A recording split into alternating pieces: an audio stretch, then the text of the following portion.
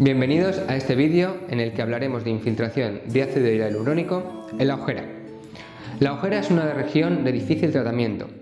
En muchas ocasiones entendemos que hay una pérdida de volumen y lo que verdaderamente hay es una herniación de la grasa retroorbitaria y de las bolsas de la región del párpado inferior.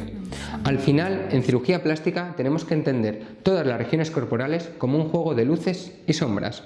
Si nosotros tenemos una herniación de las bolsas de la región orbitaria, puede parecer que lo que tenemos es un hundimiento de la zona del tear throat, de la zona de la ojera. Por lo tanto, lo primero para estos tratamientos, un diagnóstico adecuado.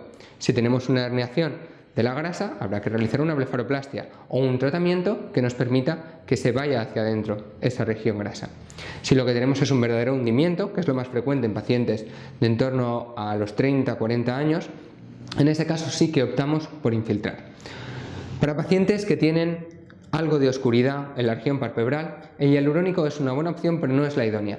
En esos casos preferimos infiltrar células madre grasas que, además de aportar volumen, nos van a eliminar parte de esa oscuridad. Cuando solamente tenemos hundimiento, el hialurónico es un tratamiento idóneo. Siempre que infiltramos en la ojera, tenemos que hacerlo en dos tandas. Una primera tanda en la que aportamos un 60% del volumen y una segunda tanda en la que aportamos el restante.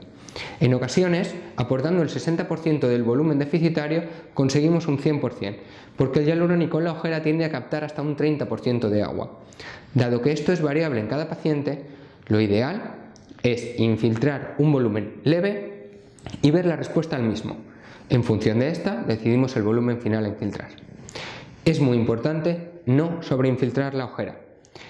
Es mucho más natural que la paciente siga teniendo algo de ojera leve que conseguir una ojera completamente recuperada inicialmente y que con el paso de los días, al aportar agua, encontremos un reborde orbitario sobreelevado, antinatural y antiestético.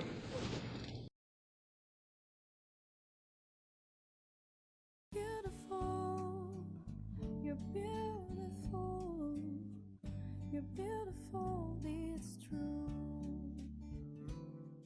There must be an angel with a smile on her face when she thought up that I should be with you.